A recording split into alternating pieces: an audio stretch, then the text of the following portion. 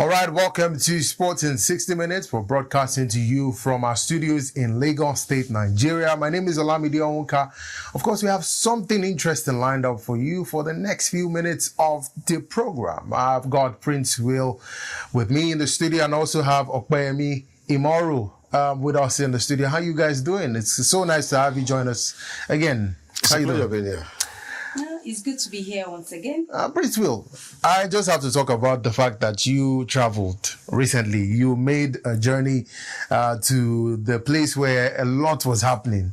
We're going to be talking about the National Sports Festival, but first of all, welcome back. It's good to have you join us. Thank you. All right, guys, we'll have a lot to talk about. Like I said, we'll be looking at the recently concluded National Sports Festival, the Gateway Games. We'll look at the transfer window, which is bubbling already with activities. Then take a look at some of the interesting stories coming from across the world. Well, all these and many more coming when we return from this break.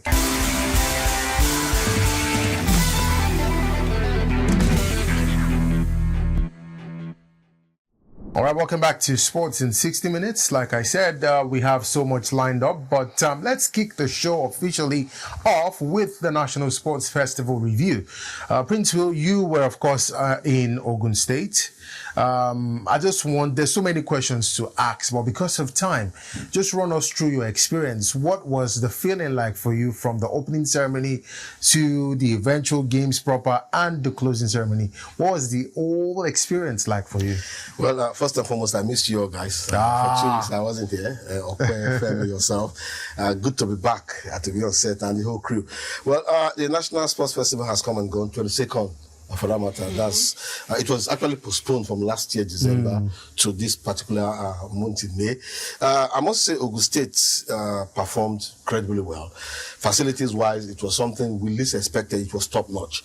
And kudos to the team put together by the main organizing committee and the governor who gave exceedingly all his support to see this game come to pass. From the opening ceremony, which was a fantastic event itself, to the event proper, to the closing ceremony, there was proper organization, there was integration of personnel. But what actually caught our fancy, especially me, was the atmosphere. It was always charged up. You see most of the venues filled with spectators coming to cheer up. Probably Ogun State was hosting. So a lot of people who were in Abeokuta, Ikene, Shagamu, and Alake Sports Center were always there, from the basketball court to the Abula court, to the cricket, to the swimming. Swimming was a spectacle. Oh, really? Yes. For the first time, I'm seeing the National Sports Festival taking a new drive where all states came to compete. Though Ogun State held well, they won a lot of medals, about 16 or 18. But in all, it was an event which I want to say thumb of 90%, if you ask me. 90%. Yeah. That's a very good rating, if you ask me. But Okpeyemi, what looked like the blight to a very, very beautiful tournament was after the National Sports Festival, when the guys had to return, we witnessed something that was like a very, very sad story. Indeed, it was a sad story. You know, some contingents from Kano State, suffering that very, very bad fate, which was accident. How did you feel when you heard the story? I feel very bad. It's not something one will, look at and feel happy about. Everybody, the National Sports Festival came, we saw, and instead of we conquering and we had that very bad news, it was a very bad one. 21 people lost their life. They make it 22 now. 22 people lost their life. Just representing their state, making a colorful event, which is the National Sports Festival. And, it was a very big loss, Many youths were there that lost their life that, might have represented Nigeria in the future. Yeah. Many lights were dimmed. You understand? So it was a very, very bad one. They are almost at their state, about 50 kilometers to, entering Kano, and that happened.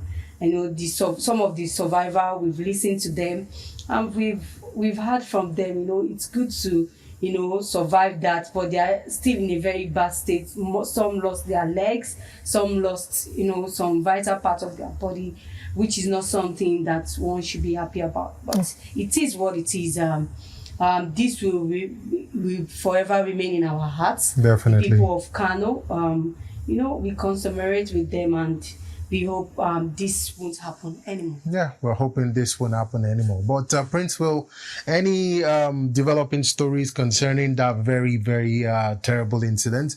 I mean, there are so many reports. The FRSC said that might have been attributed to overspeeding, or maybe the lethargy. The people were very tired and fatigued, or a respective driver. Do you have any concrete stories backing that up? No, I don't think so. But from the FRC report, like you rightly said, fatigue set in. Yeah. Which I also, let me bring in my real person now on the show. Yeah. Critically, I think we're not really helping our sportsmen. You're going on a long journey of that magnitude. There's a need for you to have substitute driver.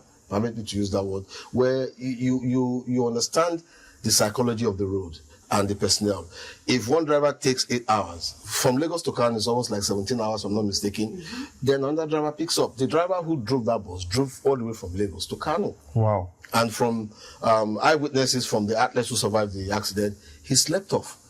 On the wheel? Off. Yes, on the wheel. And the FRC postmortem actually proved it that accident happened due to the driver sleeping off. Now, that aside, if as a sports commission, you have this athlete's interest at the back of your heart, there's a need to have 2 to 3 drivers in that same bus. And you know what it takes to get to Kano from Lagos. You change drivers every 6 hours so that there will be this need to rest. It's quite unfortunate. But the good part again is that almost every state that participated in the National Sports Festival has commiserated with Kano. And the federal government has done something quite noble. These athletes will be completely taking care of their family, welfare-wise, and some states have actually been showing that concern to donate to the deceased family. Which is the essence of the National Sports Festival. It's actually supposed to bring the country together. It's, sports is one unifying activity that brings everybody together. Just for the benefit of those watching, I mean, if you're watching football, for example, one language, when a goal is scored, everybody shouts goal. And that shows that, look, actually, regardless of the ethnic differences, regardless of the political differences, we can actually be united by sports. All right. We also pray right here that may the soul of the departed rest in peace. Before you go, okay. The next host is Enugu. Enugu State will be hosting, city, yes, the coal city. I spoke to the you have something, you have some affinity with Rangers and Enugu. So tell me, Ogun State have put a landmark now. They have made a big statement. A big statement. This is a big statement. Yes. We can't go any lower than this. The beauty of it all is that the infrastructures we saw in Ogun State, Olamide, I must tell you, we were all wow. Very, very impressive. Delta State and Edo State had given that precedent, and River State. But what Ogun State has done organization-wise is a new level. In such short time. I spoke to the Commissioner of Sports of Enugu State. Unfortunately, the coordinator of the upcoming National Sports Festival, they are ready. They saw all what happened. They were there for the 12, 13 days. So you just asked me about OUMI. Fortunately, OUMI is also a member of the local organizing committee that was constituted 2 months ago by the governor. Yeah. So impressive. Let's see. We'll keep tabs on the happenings, and I'm really hoping that Enugu State will take, the baton and run a very good race, even better than Ogun State. A big tax. In what we've seen. Let's move on now and talk about athletics. Still sticking with the Nigerian Favour Ofili. You know how the Nigerian sprint sensation. The first time I heard about Favour Ofili was when, I think you were there. We went to Asaba. Yeah, there was this coach. I'm trying to remember. Is it Ukpana? Ukpana. Gabriel Ukpana. I was with Gabriel Ukpana all through. Yeah, Gabriel Ukpana was the one who was talking about Favour Ofili, that this girl is going to be the next sprint star. And truly, she has. Sorry to come in. That guy is gifted. Throughout the whole event in Abeokuta, he said nothing. On the closing day, a day to the closing day, he just told me, Princewill, that guy is the next star. He's a discus and hammer thrower. I spoke with him. Yeah. He said, you have all it takes. I'm giving you 2 years. If you're serious, you'll be a world champion. Wow. picking out stars. I mean, it's something that I really love about him. Like, talking about it, it's like we're deviating, but it is. I'm talking about the first time I heard him talk about Favour Ofili, she was not known. Yeah. And he said that. And look at, she's the current world record holder of the 150 meters. It says a lot, right? So she'll be missing out of the Racers Grand Prix. It's happening this Saturday in Jamaica. It's like a very, very sad story because a lot of people were expecting her to race. Okpe, do you think this is going to dampen the morale of the rest of the competitors? Because, you know, Favour Ofili, the star girl, is not going to be there. I don't think so. You know, sometimes situations were around your absence, and which is what is happening with Favour Ofili. I don't think it will dampen the other athletes' morale. I think this will make them like, okay, she's not here and we need to give her our best. Anthony Strachan and American Deja Stevens have been drafted in to replace that void, but it's something that we're looking forward to the event, especially as we count down to the World Athletics Championship, you know, which is coming up very soon. Let's also move away from athletics now and go to the English Premier League. The match ball, the official match ball for next season is out. And guess what? It's no longer Nike. It's Puma. Princewill, you've seen the match ball. What do you think about it? Well, I've seen the match ball, but I've not actually kicked it. So it's two different things. It has got to do with strategy and marketing. Yeah. The EPL managers knows what they want. It's all about getting the better aspect of revenue. Who brings it more, gets it more. So I think Puma and Nike has always been at each other's throat. Having an edge over Nike doesn't mean that Nike is not right in there. They've been able to beat, and Puma has gotten the beat. So. Okay, looking at the football aesthetically, the match day ball, is it beautiful? I mean, looking at it, I think it's something you would want to spend so much money to buy and keep in your house. Why should you keep a ball in your house? Like sometimes, like a souvenir. I love football is for me. I can get a football and put in on like a decoration for me. I think when it comes to beauty, it's not bad. I'm not saying that Nike doesn't have a good aesthetics when they were producing theirs, but with Puma, I think it's nice. It's colorful. The aesthetics is something to behold. I just hope Mikel Arteta will not complain about the ball this time. Come on, leave Mikel Arteta. I don't know how you guys keep beating Arteta. I just hope he won't complain about the ball this time because, you know, Arteta always finds something to complain about. There's a report. That's what. For last season, that the most unfortunate team that had issues with officiating was Arsenal. Prince will leave that in. But I didn't say it. Prince will leave that in. It was the EPL that said Let's hope it's not going to be a case of Jabulani this time. Remember the South Africa 2010 World Cup football? Jabulani. Let's hope this match ball will not be like Jabulani again. Anyways, we'll take a break at this time. When we come back, we're going to be looking at one big topic that is on the minds and mouths of everybody. Who should win the Ballon d'Or? It looks like Dembele is now on the front seat after winning the UEFA Champions League, but I want to get the opinion of the guys. We'll get to that when we return from this break.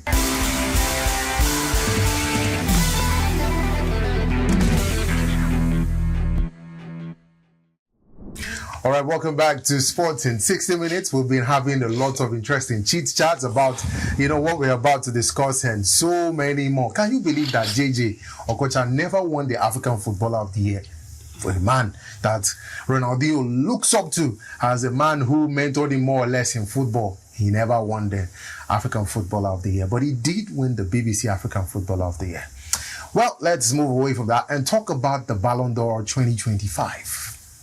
People are saying that it's between Ousmane Dembele and 17-year-old Lamine Yamal. But I want to hear exactly what Princewill and Okpe thinks about this head-to-head. Princewill, first of all, I'll start with you. Who should win the 2025 Ballon d'Or? Well, I'm very happy for Dembele. You know, when he left Barcelona, everybody was like, what next? Yeah. With a lot of injuries, and Paris Saint-Germain came calling, and he has picked up his form. Yamal is the current magical boy in the world of football. He has done everything exceedingly well to tell us that what Pele did in his era could be replicated in this same era. These are two fantastic players. They're the forerunners right now. But the yardstick for picking who will become the Ballon d'Or winner is quite extremely political. I must be honest with you.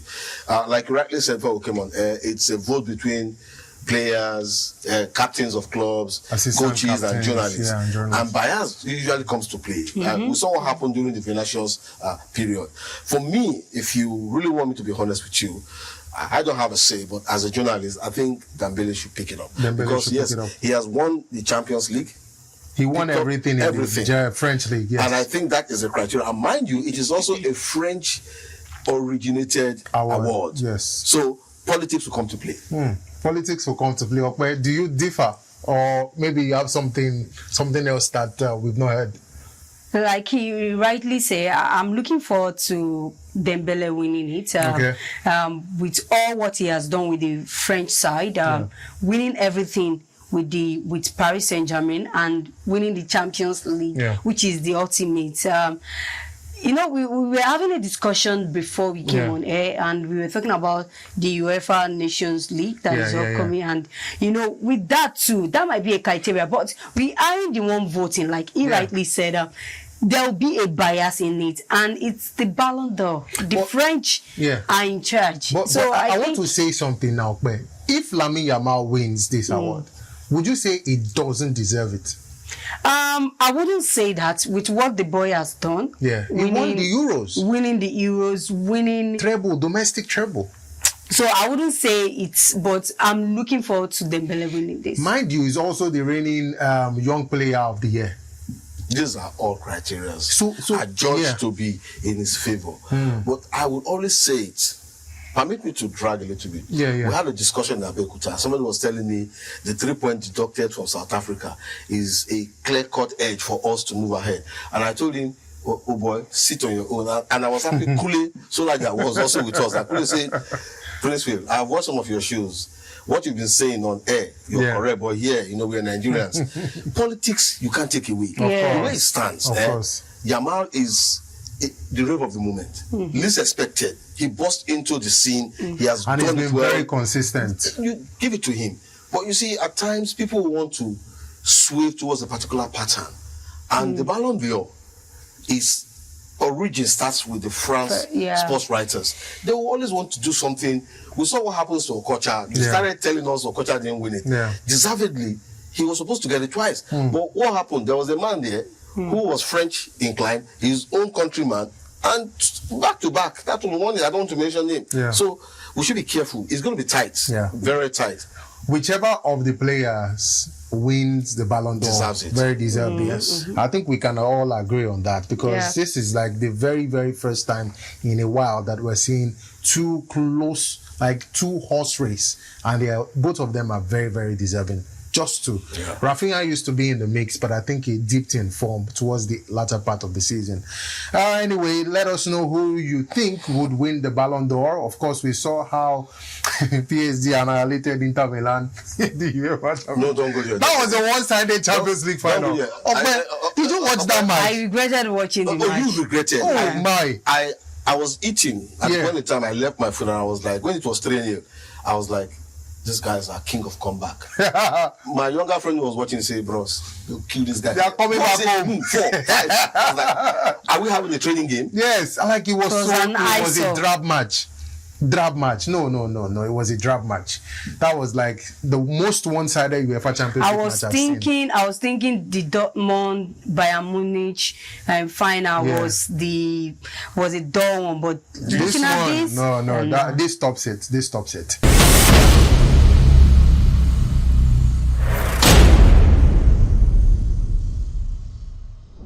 Anyway, let's move on now to the final segment of the show, which is the transfer segment. Of course, the season has ended, and automatically players are making moves from one club to another. One player that has joined Manchester United is Matheus Cunha. Cunha has moved from Wolverhampton Wanderers all the way to the Red Devils. Okpeyemi, you're a Manchester United fan. How would you rate this signing for Manchester United? I think it's a very good sign, because when the news were rumored, I was like, anybody that is coming to Manchester United have to think twice.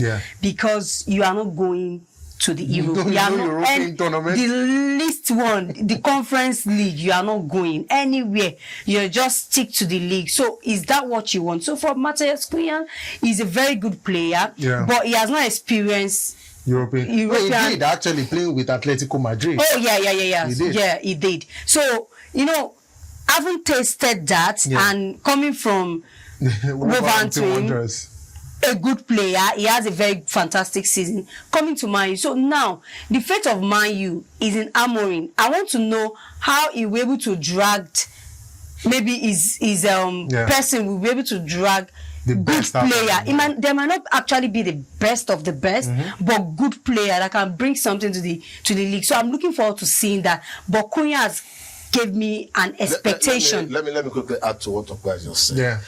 Any player who would go to Man U this season is a player with zest. No, not risks. Is a player with zest who believe in the vision of Manchester United. Now, there is a good example. Fernando Torres had the opportunity to go to the Arab money. He said, no, I want to be here because I think something good will come up. That is a very fine vision. Yeah, you mentioned something about Bruno Fernandes. So let's get now to him. Bruno Fernandes. He actually turned down a mega money move, Princewill. Since you brought it up, who do you think? Like, imagine somebody giving you this career-changing, like after playing for 2 years in Saudi Arabia, if you retire, say you're not playing football again, you are covered for the rest of your life, and then you say no. That was what he turned down to stay at Manchester United. Have you ever heard about this saying, money makes no meaning to me? Does it make meaning to you personally now or not? I am not in the picture right now. No, let's talk about you first. For me? Yes, for you. Yes, I need money. But there are certain circumstances that money will not come to play. Passion plays a key role. Fernandes has done so much for Manchester United as a player. He had all the grit to say, I am leaving. And with the Saudi Arabia money coming in, everybody wants to cash out. We saw what happens to Simone Inzaghi. 5 million to 22 million. Yeah, that's a huge leap. That he is his own person. For Fernandes Torres, he believes that he still has one or two things to give back to Manchester United. So it is not all about the money. It's not all about And there are people who work towards that same path. Yeah, let's see how that goes. He's one of them. I really respect him for that. Still talking transfers. Espanyol goalkeeper Joan Garcia is close to. In fact, they said that he has agreed personal terms to be the new first choice goalkeeper of Barcelona. Szczesny, Marc-Andre ter Stegen. A lot of fans have been turning against him, but we'll keep tabs on that and see who should actually be the first choice. Okpe, do you want to say something, or I should just move on? Move on. All right, let's move on. And still talking about Manchester United, Brian Mbeumo from what's the club? Brentford. Is also close to joining Manchester United very soon. And one player whom Manchester City will be looking forward to signing is Ait Nouri, also from Wolves. Why are people? They won't finish this Wolverhampton Wanderers. They just sign their players, sign. Quality. Like, what's going on? Quality. See, let me tell you, when it comes to the best league in the world, like in Europe, they go to all the lower side, pick out the best of the best. And those players, that is why they nurture those teams. That's why they nurture those players to make good money. They'll go and pick from grassroots where they usually pick, nurture them for bigger team to come. What about feast. Jack Grealish, £100 million? No, Jack Grealish's case was an unfortunate case when he was with West Ham. By the way, he will be asked to leave Man City. He just have to go. It's a flop. It was a flop, actually. Not he was, he's still a flop. Still a flop. 100 million, that's a lot of money. Compared to Declan Rice, 100 million. Let's see the difference. Let's not get into the Declan. I don't understand what you're saying. Oh, you're coming to Arsenal. No, don't go into Declan Rice saga now. All right, so let's talk about Jadon Sancho returning to Manchester United from Chelsea. They have to pay £5 million back to Manchester United. Chelsea, of course, because they had the buyback option and they didn't trigger it. And finally, we have to talk about Victor Osimhen, our very own. Where next for Victor Osimhen? In less than 1 minute for the both of you, where would you love Victor Osimhen to go? Let's start with Princewill. You want me to be honest? Yes, honest. Go to Saudi Arabia. Okay. For me, I think he still have a place in Europe. He's still young. Which club exactly would you love to see and why? I just want him to stay in Europe. I don't know which of it, but stay in Europe, do something good, because I know it's Victor Osimhen. He will go to the Asian country and do wonders and maybe win leagues and all of that. But stay in Europe. He's still young. Maybe after 2 years, can just move to Saudi. One thing we can be rest assured is that he will be built a statue in Galatasaray when he leaves. Because he's not a cult hero there. No, he already has one. And just 2 days ago, the Galatasaray management offered him a new deal. Yeah. He turned it down. But a statue will be built. You can imagine just one season. One season, yeah. And even when he went to see the president of Turkey, the shirt he presented to the president of Turkey, the wife said, it should be mine. You could see family fighting for a hero. No, I love this guy. Funny enough, breaking news, he'll be coming to Ajugule in June. Oh, that's amazing. We'll be there. We'll be there. Yes. We'll be there. I'm going to invite you guys. We'll be there. It on Twitter that he's coming to Ajugule. We'll be there, definitely. All right, that concludes Sports in 60 Minutes. It's been a wonderful episode with the guys. I have to say, you guys have been amazing. Princewill, welcome back from Ogun State. It's been amazing. Okpeyemi, fantastic analysis as well. But as it is a tradition now, I have to find out what we're doing for the weekend. I have a newborn baby. Yeah, I have to. My baby, congratulations. Congratulations. So I'll be doing daddy duties. Good one. You're not stepping out this weekend? I want to bond with my child. Okay, he's still very young. Yeah, but I would advise that you take him to those food testing, wine testing venues. I go to. So, then what will you be doing this weekend?